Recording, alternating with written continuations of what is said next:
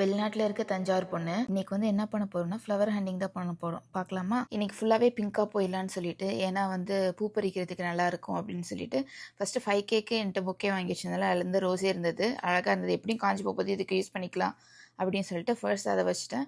அப்புறமா வீட்டை சுற்றி இருந்த சிவப்பு கலரு, மஞ்சள் கலரு, அப்புறமா white colour, pink and white இது பண்ணுறப்ப பூ பறிக்கிறப்ப எனக்கு ஒரு மாதிரி ரிலாக்ஸிங்காக இருந்தது. ஐ திங்க் இது அந்த மென்டல் ரிலாக்ஸேஷனுக்குலாம் நம்மளுக்கு இது ஒரு நல்ல ஆக்டிவிட்டியாக இருக்கும்னு நினைக்கிறேன்.